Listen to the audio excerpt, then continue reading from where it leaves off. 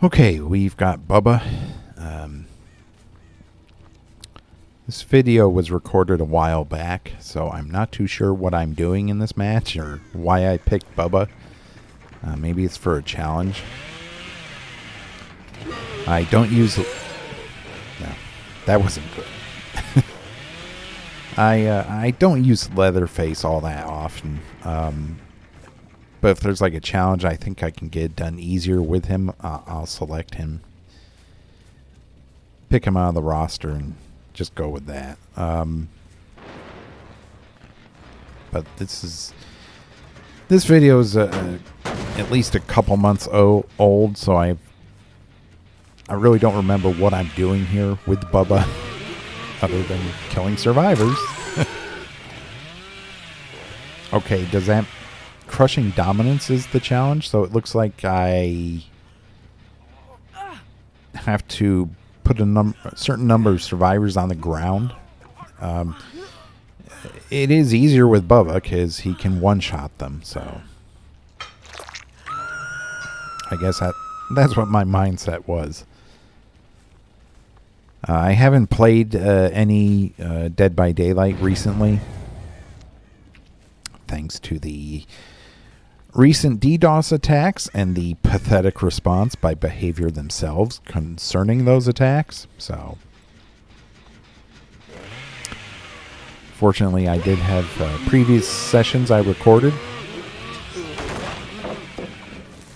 Are these three Janes and a Swift? They're like all similarly dressed, and I'm willing to bet it's at least a three-man Swift, this. Yeah, the Janes are all very similar in appearance, which will be very confusing, I'm sure, and I am sure that's what they're going for.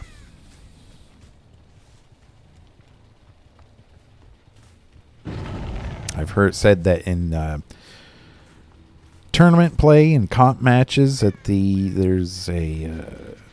one of the rules is you can't have more than one survivor wearing the same cosmetics. I believe it because it can be very confusing.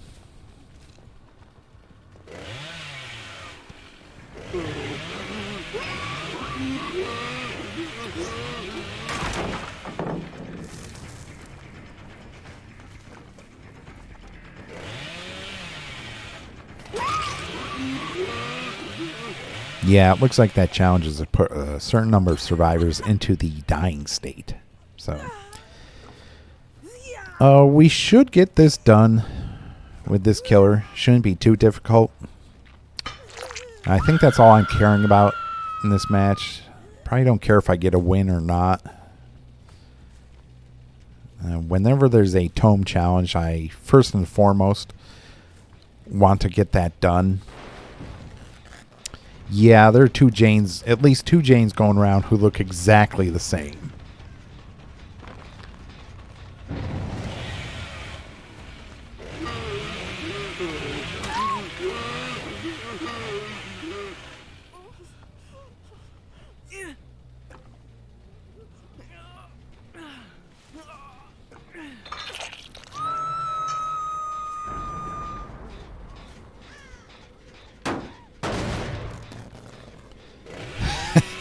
I love it when they think they can hide like that.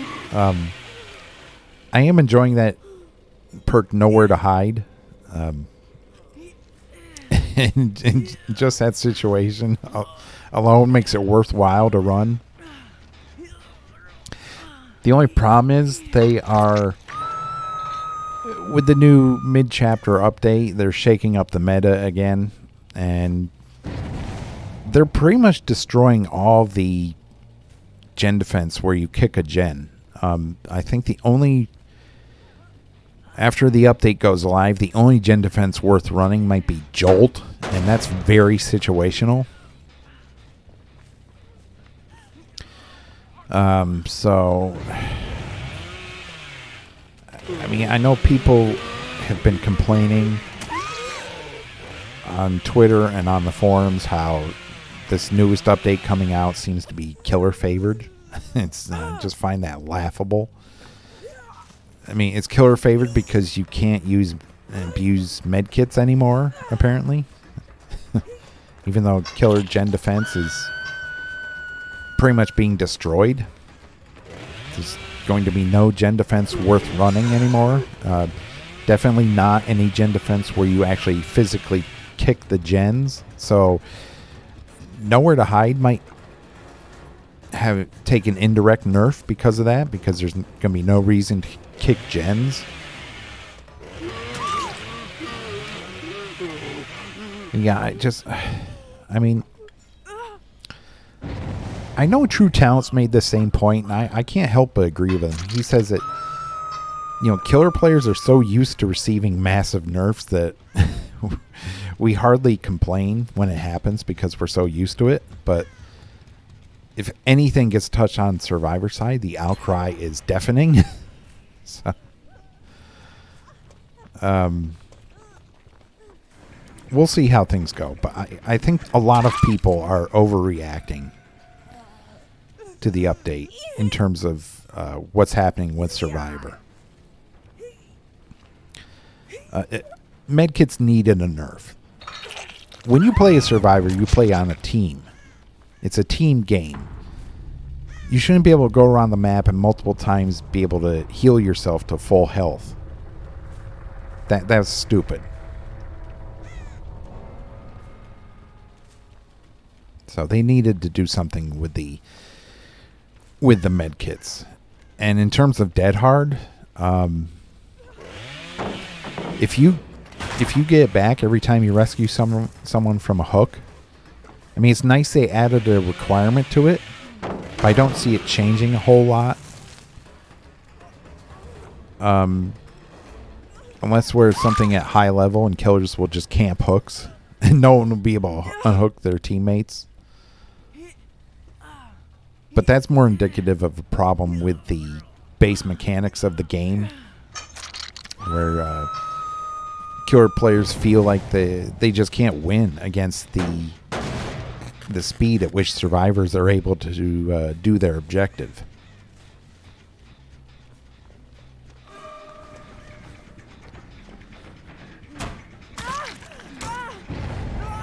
So yeah, I think a lot of this hoopla about the upcoming patch, at least on the Survivor side, is overblown. We'll see, though. I'm not, as I said in previous videos, I'm not in any hurry to play on the live servers, even after the patch goes live, because, once again, they are not doing anything about the DDoS situation. They're coming out saying it's not even happening, so that doesn't instill me with a whole lot of confidence that I'll be able to play this game and not be at risk for being DDoSed.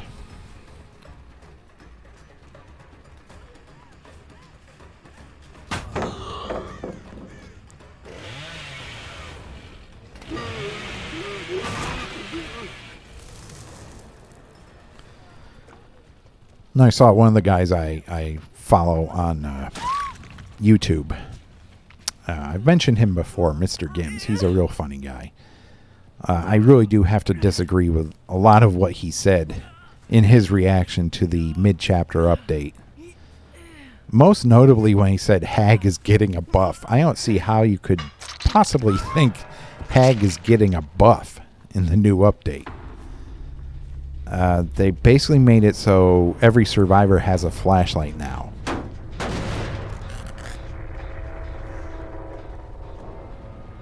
I don't see how that's a buff for her. Yeah, they said it would take longer to wipe away her trap.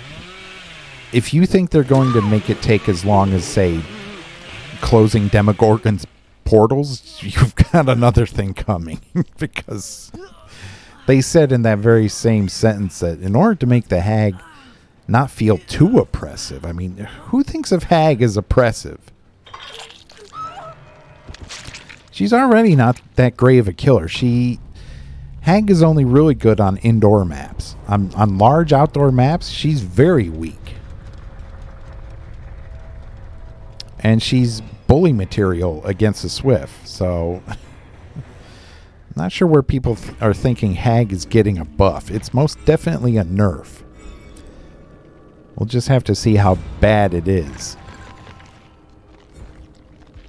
I'll probably check out that other YouTuber, Negoose, because he's a Hag main, and he has pretty good takes on what goes on. So I'll definitely check him out when the update goes live.